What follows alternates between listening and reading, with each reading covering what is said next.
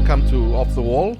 Our guest today, it's a privilege to have with us the ambassador of Armenia to Cyprus, Greece, and Albania, His Excellency, Mr. Tigran Mkrthchyan.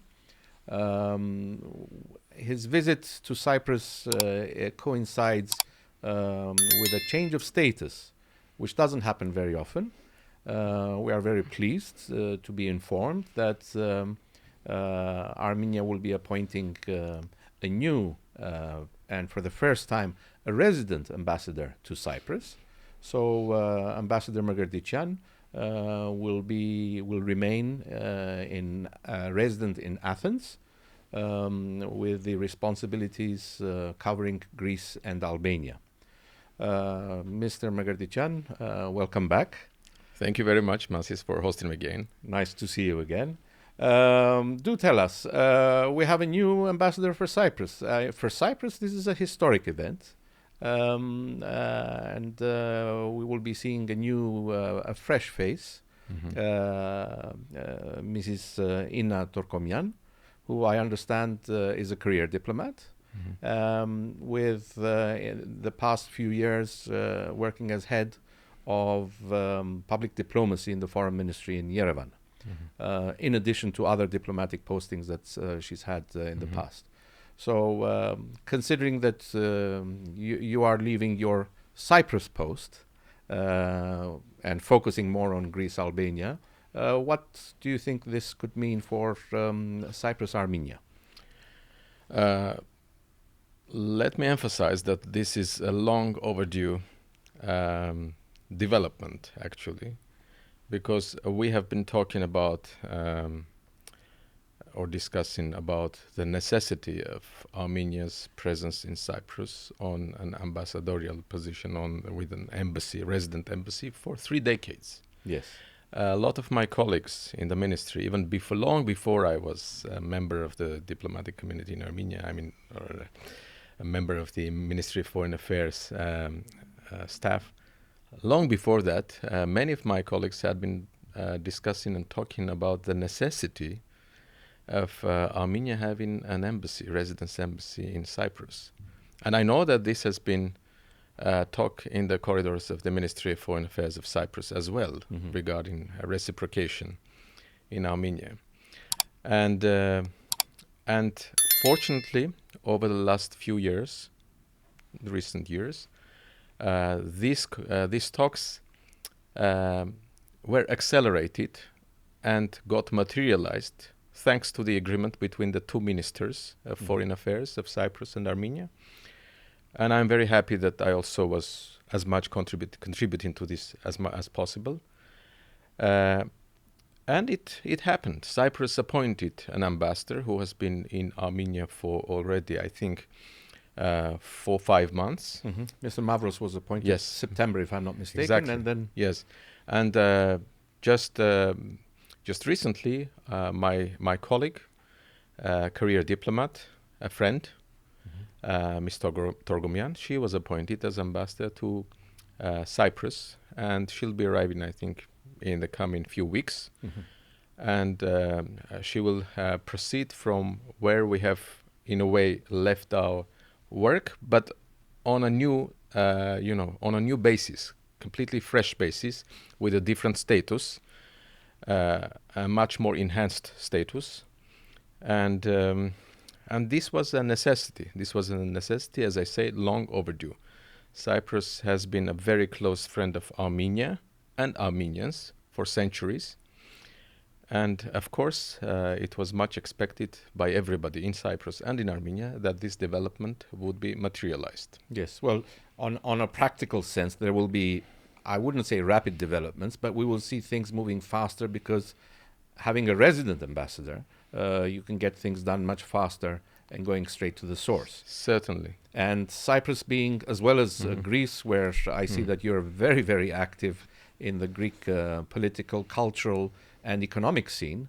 Does this also mean that the already warm and close relations between Cyprus and Armenia will be enhanced even further, considering that both through your experience in Greece, your previous experience in the Baltics, and now in Cyprus with a new ambassador, we will see even stronger relations, not only Armenia-Cyprus, but Armenia-EU.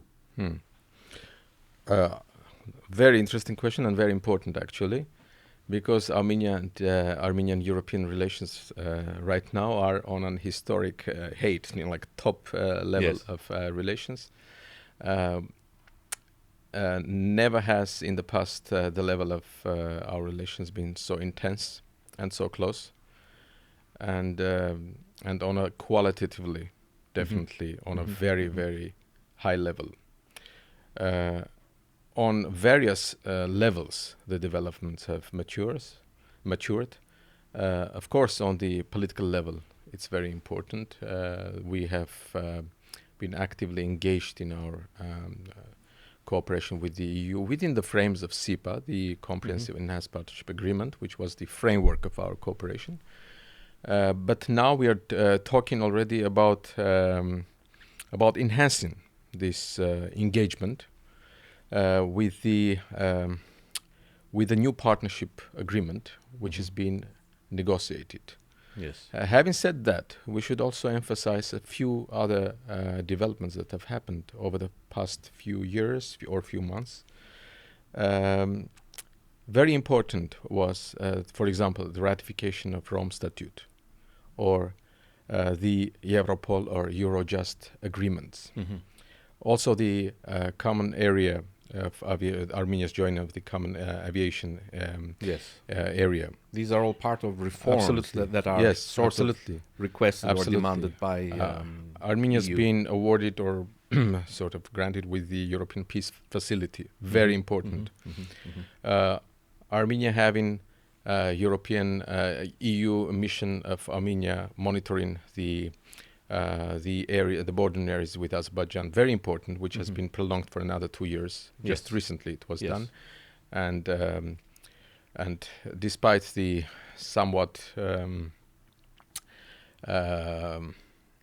not very much encouraging approach of Azerbaijan, EU had a united position on this, and we have this mission being prolonged. Its mission, which is of utmost importance in terms of also security for Armenia. So all of these are developments which are impossible not to take into account. And of course, the launch of the visa liberalization VLD, the process, which hopefully will mature. I mean, the negotiations are to be conducted in the coming months, years, maybe. But hopefully, the sooner the better, because this will immensely contribute to the people contact between Armenia and the EU. So all of these are extremely important. This on the political level, there is no doubt that Armenia has enhanced its cooperation with the EU to a new level. But also, let's take into account what has been happening, what has been the view of the society. The various surveys that have been conducted in Armenia over the past several years indicate that the Armenian society is very much proving or showing it's the country's not moving into European direction, but getting closer to Europe, let's say, adhering to European values and institutions, reforms.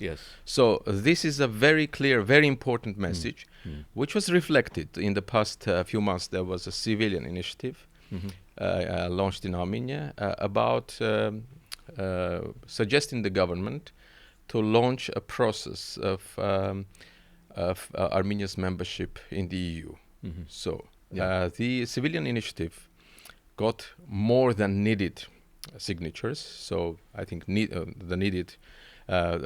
was a need for 50,000 signatures, but they got within a very short period 60,000, and this proposal was tabled to the government. The government discussed and approved. And apparently it was sent to the parliament for discussion. And just 2 days ago, the parliament, in its first reading, approved this resolution about initiative, for Armenia's for the start of the process of Armenia's membership to the EU. Of course, this entails a lot of work, a lot of homework, a lot of bureaucracy. But who says that everything is going to be easy? Nobody says that it's going to be easy. We have to pass this route, as difficult as it may be. But I think this is for the welfare of Armenians and the welfare and prosperity, future prosperity of Armenia in general. So these are the developments that we need to take into account. These are very important developments. And of course, I completely agree with you that our bilateral relations between Armenia and Cyprus and Armenia and Greece are extremely important in the dynamic processes taking place in the relations between Armenia and the EU. Because EU and Greece and Cyprus are essential partners of Armenia in the EU, very important partners, big supporters of Armenia. In all discussions related to Armenia within this institution. Well, of all your meetings in Cyprus, I'm sure that you've always received a warm welcome, almost brotherly, both on a political and diplomatic level. What do you take away from your, shall we say, past responsibility out of Cyprus? It's not just handshakes and a pat on the back. I'm sure there has been a lot of contribution, a lot of direction, a lot of assistance, helping in diplomatic and other channels. As I said, Cyprus has been of immense support to Armenia. In our relations, we have never encountered the word no. So, and this has been reciprocated, and Armenia has been always standing by Cyprus, be that on bilateral or on international multilateral formats, discussions related and topics related to Cyprus. So I had already meetings with the president of Cyprus, the foreign minister of Cyprus, the permanent secretary of the Ministry of Foreign Affairs, and the speaker, the president of the House of Representatives, as well as the chairman of the Foreign Affairs Committee, and who is also the head of the Armenia-Cyprus Friendship Committee. And also I had one interesting meeting with the Cyprus Institute, which I will propose the Armenians to investigate more in terms of enhancing cooperation in the scientific field with Cyprus. So in all those meetings, what I can underline as running as a red line was that Cyprus is encouraging Armenia's reforms agenda, is standing by Armenia's adherence to peaceful development of the region of the South Caucasus, is supporting its initiatives, including its initiative of, for example, the Crossroads of Peace. But not only the Crossroads of Peace. The Armenia's stance is very much a constructive stance vis-a-vis its neighbors. Is welcomed by the Cypriot colleagues. Ideally, we would imagine that our relations are of strategic partnership level. But this needs to be materialized in the future. In terms of further development of certain areas. There is a lot of very constructive and healthy dialogue in the sphere of defense sectors, and I'm very proud about that. I'm very, very glad to have contributed in a way to this process, also linking with Greece. So there has been trilateral cooperation in the defense sector: Cyprus, Greece, Armenia, and we probably the defense sector cooperation needs to be taken as an example of in terms of its action plans, annual meetings, regular consultations, very, very intense engagement.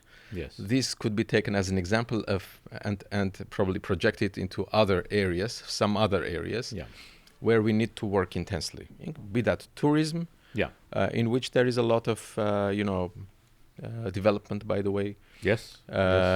Recently, we've seen a lot of people just choosing now Yerevan as a destination of choice. That's true. That's true. As opposed to just friends or relatives. Yes. That's true.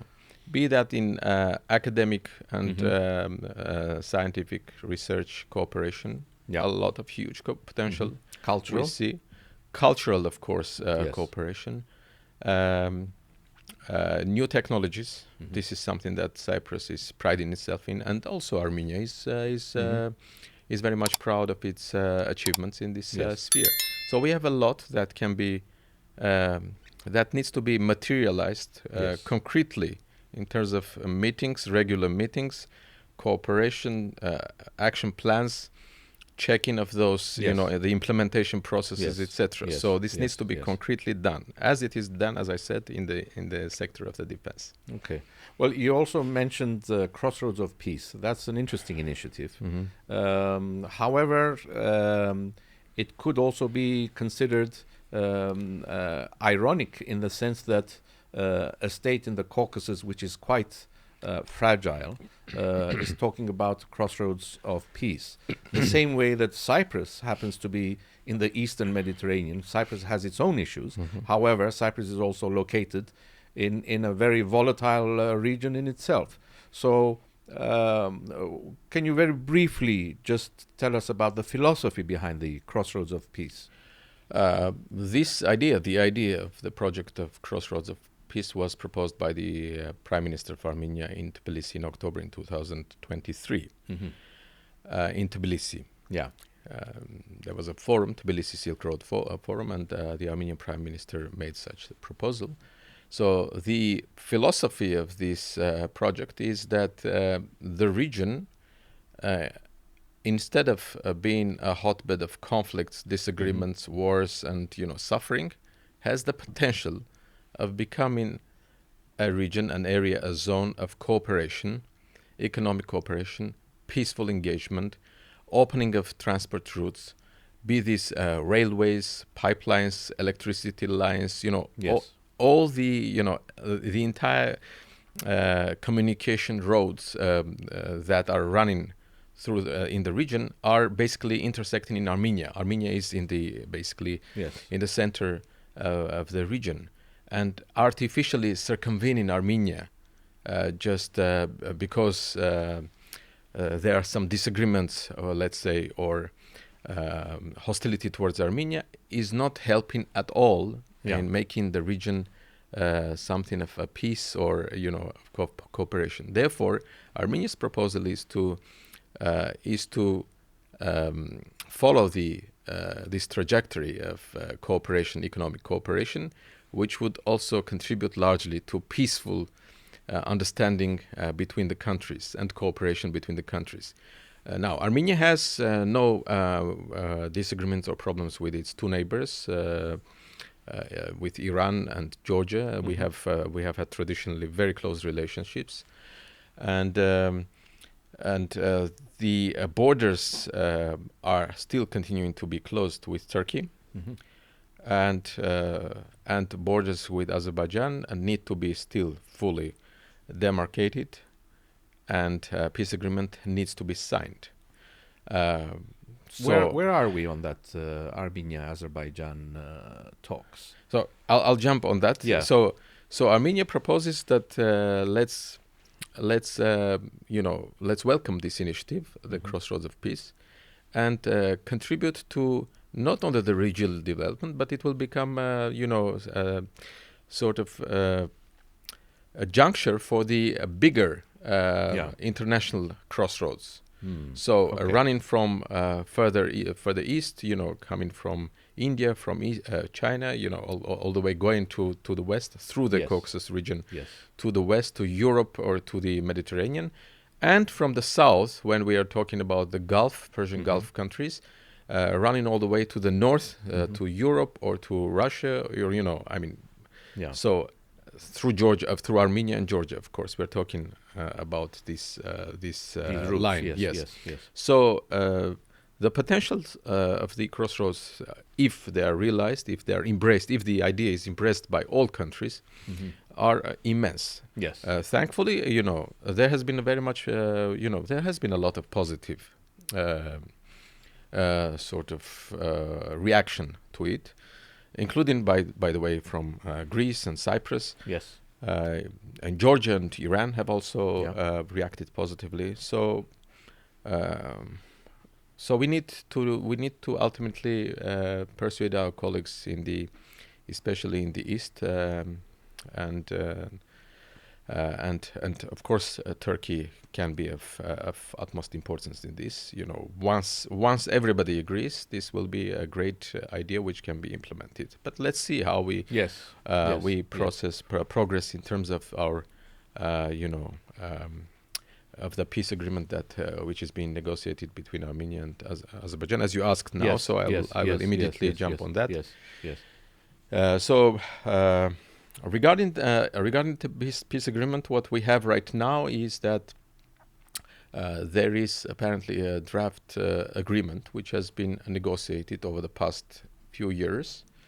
15 articles out of 17, if I'm not mistaken, they have been agreed upon.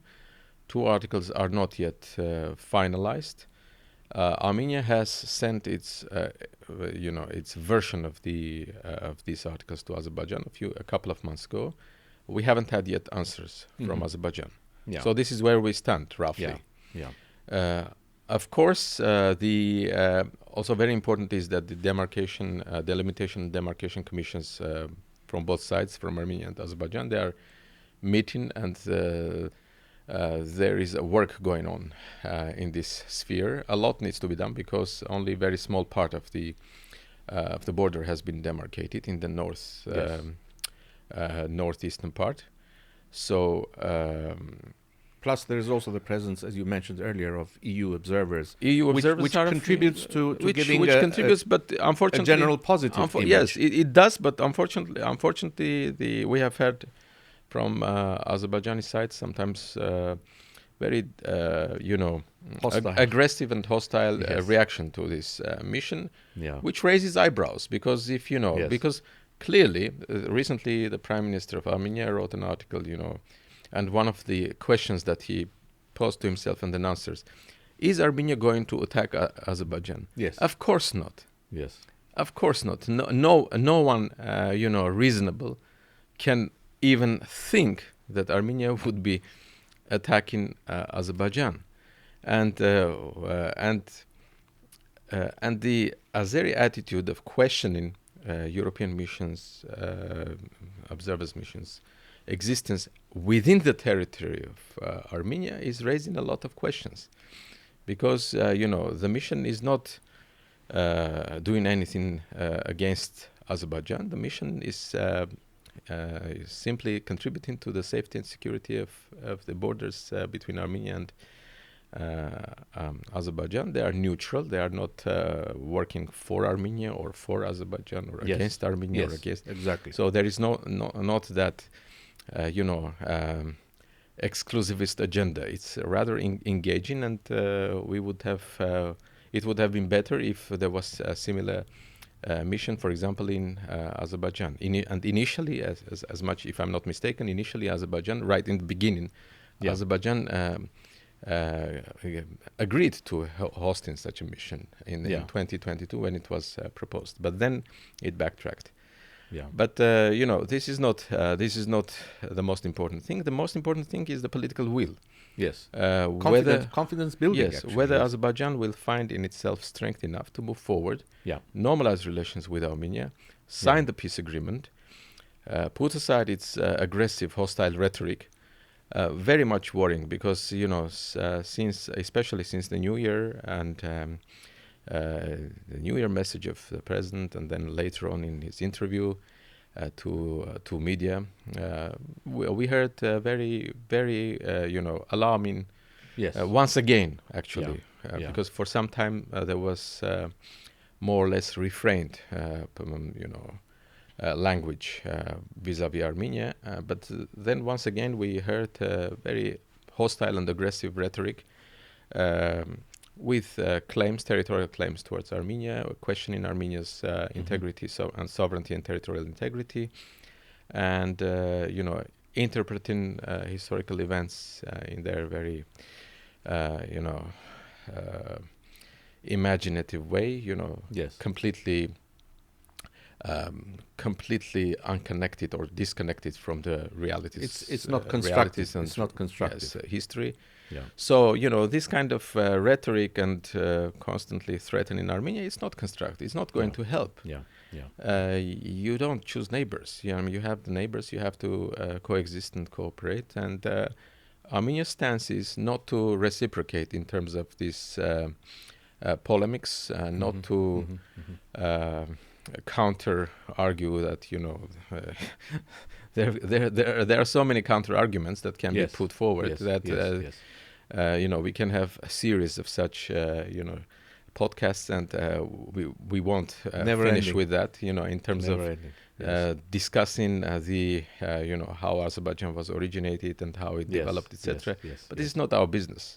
The task of the diplomats and the governments is to establish relations and to cooperate to the welfare of the peoples. Yes. And not to aggravate their suffering, and not to deteriorate their conditions, but to ameliorate their conditions. Yes. This is the task of every government. Yes. Not to ensure its longevity. Yes. Thanks to the suffering of the people. Yes. Thanks to the nationalistic feelings. Yes. So Armenia's, as I said, Armenia's government position is to adhere to the peace agenda, as much as possible. Of course, in peace you don't have. It's like tango, so you have to have a partner to dance with. If the other side is constantly rebuffing, slapping, trying to humiliate, you won't move. You won't move much ahead. So we have to be cautious also. And this is another, related to this last question that you raised, because Azerbaijan has been questioning Armenia's defense reforms. Questioning that Armenia doesn't have the right to buy any types of weapons. And Armenia has, first of all, we have been implementing defense reforms, and it has every sovereign right on its own territory. It's every country's leadership's right and duty is to make sure that the security of its own people is guaranteed, is ensured. Exactly. And for that purpose, acquisition or purchasing of any defensive systems or capacities is an it's an ingrained right of every country. So questioning that right, calling that Armenia should be, or appealing that Armenia should be disarmed. Then there was a phrase that familiar to many ears in Europe, that Armenia should be denazified, as if Armenia's statehood is ingrained in Nazism. These are very, very concerning comments, and I hope those who make such comments don't believe in those comments. So it's our right, Armenia's right, of course, and duty to be as resilient as possible. And this is normal. And no one is, for example, we are not raising the question why has Azerbaijan since 2020 been arming itself in very accelerated mode, acquiring a lot of weaponry, a very advanced offensive weaponry from around the world, and not from one direction, and continuously and consistently. Against whom and why? And if you are doing that, why are you then questioning if the other side is trying to make sure that its survival is not questioned? So this is simple logic, Well, it has to show signs of goodwill, such as the ongoing case of Armenians who are still held captive and on trial in Baku, captive from Nagorno-Karabakh. And that has to be shown to the world, whether it's in a fair and transparent way, in order for Azerbaijan to show some goodwill towards world public opinion. The world is witnessing what's happening in Baku. We're trying not to, with our statements, not to make the plight of the prisoners worse. And this is what has become an issue in the Armenian internal political discussion into which I don't want to get engaged in. But everybody sees that the situation is getting worse and worse. These are fake trials. Yeah. And hopefully they will be ended as soon as possible. And the detainees, the prisoners, will be returned as soon as possible also. We see that there is a lot of suffering in their faces, in their condition. It's very even if unarmed eye, you can see what's going on. Yeah. Unfortunately, we can also we know what's going on with the Armenian Christian heritage in Nagorno-Karabakh. This is also something extremely worrying. Yes, with UNESCO having no access to these areas, and this vandalism is not going to help anyone. I mean, the Azeris as well. I mean, in the long term, it's not going to help at all. Yes. So goodwill gestures have to come from that side on a diplomatic, legal, and so many other levels. Absolutely. I mean, and Armenia is extending its hands of cooperation. Is trying to not to exclude on any topic. All topics are being discussed. Every topic is being discussed, and we are not running away from any conversation on this topic. Simply, not everything can be publicized, and not everything needs to be, sent to the press. Yes, including in the case of the prisoners as well as the cultural heritage. So these topics are discussed, but it's another matter how successful or how impactful these discussions are. Because so this also shows the necessity of how much not only Armenia but in general the Caucasus need to have peace. Peace has to become priority, and to move away from hostilities in general, not just small skirmishes or events or on a diplomatic or political level. A general concept of peace, in order for the whole area, as you mentioned earlier, for the whole region to move forward. Sure. I mean, this zero-sum mentality that my opponent's loss is my victory, which has been dominating the political mindset of some of the leaders in our region, needs to be erased. Yeah. And, we need to do everything that a win-win situation would lead to a win-win game for everybody. We have been suffering. We have been seeing suffering for a very, very long time. We can discuss the sufferings. These sufferings are still going on. There are still more than 120,000 Nagorno-Karabakh Armenians, refugees in Armenia. So it's, these are topics that need to be, of course, discussed as well. Yeah. But in an engaging manner. Yeah. And with the hope that we can reach some sort of an arrangement. Yes. Without undermining each other constantly and without threatening at least our mutual existence. From the Armenian side, there is no such threat against Azerbaijan. Exactly. So let's be clear about that. Exactly. So what we need to do is to bring Azerbaijan more to a constructive field. Yes. So 50% of the work of building peace has been achieved or is on that path. It's just that the whole region has to adopt the concepts of peace, goodwill, and confidence building. Most of the agreement that we're talking about, the peace agreement between Armenia and Azerbaijan, I mean, most of the articles have been agreed upon. Yeah. So it's not, if we're talking, factually, so it's not 50%, it's even 90% of the text has been agreed upon. Yes. So, and Armenia was proposing, or is still proposing, let's sign the agreement as on the basis of the agreed upon articles. Yeah. But Azerbaijan is not up to that. So it hasn't yet is not agreeing to this proposal and is trying to drag on as much as possible. Yes.